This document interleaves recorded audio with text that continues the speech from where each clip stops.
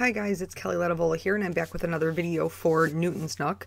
Today we're going to be working with the Starfield stencil, the snow globes, scenes, stamps and dies, and then also sentiments of the season is the ones that I used.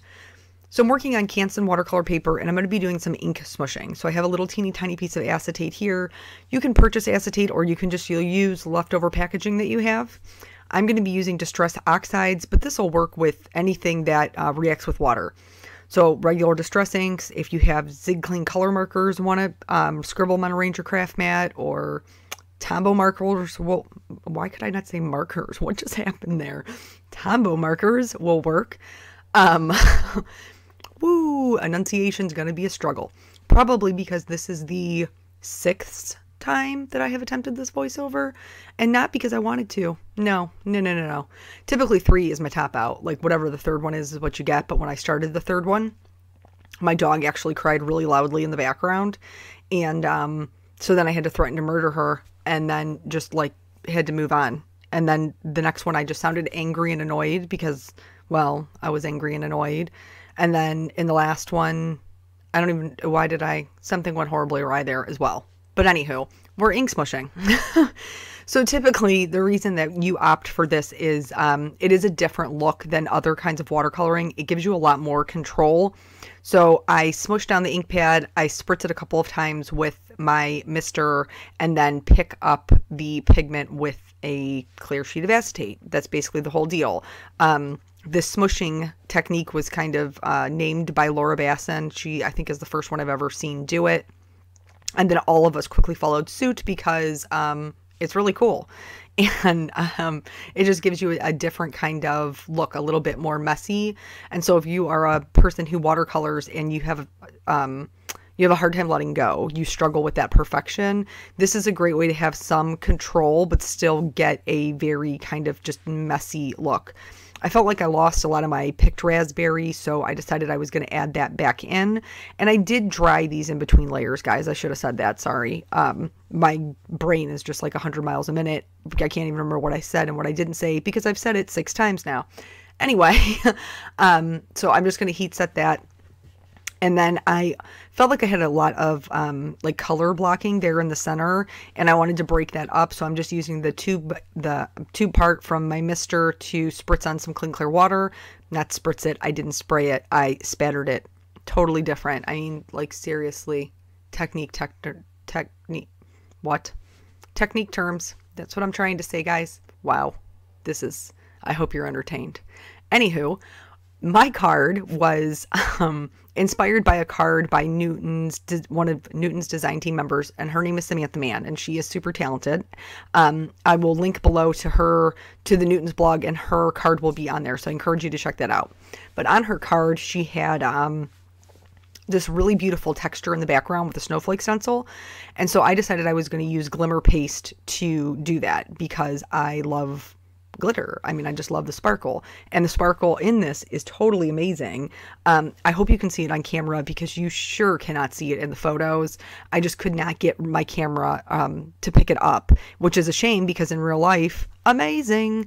But I will caution you that it was very, very difficult to clean my stencil. I'm super lazy.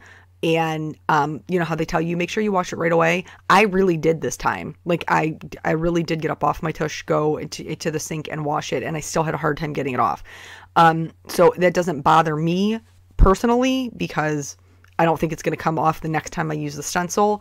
But if that does bother you, if you're a person who likes to keep your products pristine, that may not be the way to go for you. You may want to try a different route of getting the glitter on your background. Anyway, so these little houses were also in Samantha's card, and they were colored in rainbow colors, and I just totally loved it. And so I kind of flipped it up by putting the color in the background and leaving my houses neutral. I'm coloring them with cool grays. So I'm adding some shading behind the hill and then to either side of the house, and then I'm just going to go in with other cool markers. Typically I'm going to add some shading to underneath the roofs where those overhangs would be, and then like the left and right side. I'm not really going to tell you about the coloring. I'm just going to let you watch the coloring. Don't worry, I'm not going to play music. Instead, I'm going to tell you a terrible story. So I hope you're ready. Story time with Kelly. So I struggled with making this card. I had made a card previous where I did like a starry night sky above this, and it came out hideous. So while I am a huge proponent of never start over, I finished the card and then it was still ugly. Nah, it happens sometimes. So I just moved on, tried this, and loved this much better. So that just goes to show you, don't give up, just try it a different way. Also, you'll notice there's some blue violet at the bottom of this panel. It's because I paid just zero attention to the fact that of what the die looked like before I started coloring, and so I thought maybe that part was going to be cut out. Guess what? It's not, so that doesn't even matter. But if you really are in love with the color, it was a BV00. Moving on. So amidst my struggle of actually doing this voiceover, it's because I got a new microphone. You may have noticed in probably the past 3 months, the quality of my voiceovers has gone down drastically because Windows did an update and I couldn't find the right settings for the microphone I currently owned. Self-admittedly was $5.99 on Amazon. But I just it had always worked for me fine, and then I just couldn't dope it out, guys. So I ended up buying a new one. I bought a Yeti. It's huge. It's massive. Like when I went to pick up the box, I was like, whoo, this is weighty.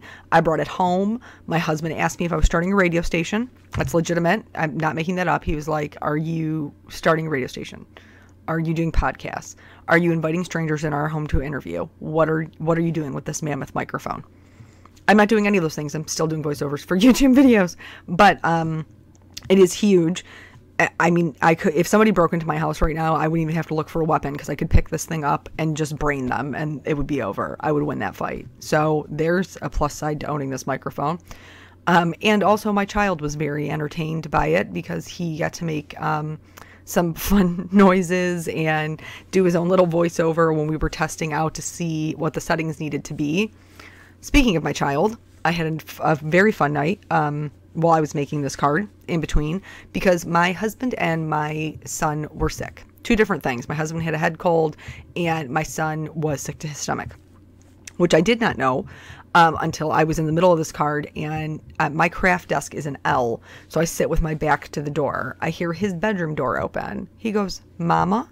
I turn my head. He's dry heaving in my hallway. And I'm like, oh, bathroom. Like anybody who has kids knows, or even if you have pets, like you're going to have to clean your carpet. It's a mess.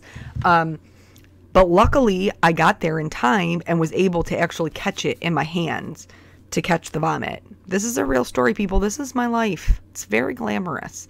But like I told a friend the other day, that was not even the bad news that I caught it in my hand. The bad news was that the second time I didn't.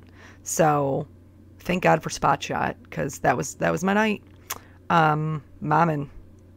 It's a joyous thing. Seriously, it is a joyous thing. I wouldn't change it. I felt terrible that he was sick, but not my favorite night of the week. Anyway, I really love rainbows with black and white, and that was one of the things that drew me to Sam's card because she had colored these houses in rainbows, and it was beautiful. So I just, did I say this already? I can't even remember. Switched it up, put the colors in the background. I've done this voiceover 6 times, guys. Don't judge me. I have no idea what I said and haven't said. Anti-static tool, Versamark, heat emboss, heat set it till smooth. That's basically what just happened there. Briefly. Now we're building the card. So I have some glitter paper from Die Cuts with a View. This is black glitter paper because I can never have enough glitter. So I just cut like an inch of it because I knew that the rest of the paper would cover it. And I only needed just a little bit, and it's glitter paper. I'm not about to waste it. Like, that's crazy. I'm not going to put glitter paper on my card and then cover it up. So I wanted to pop up the painted piece.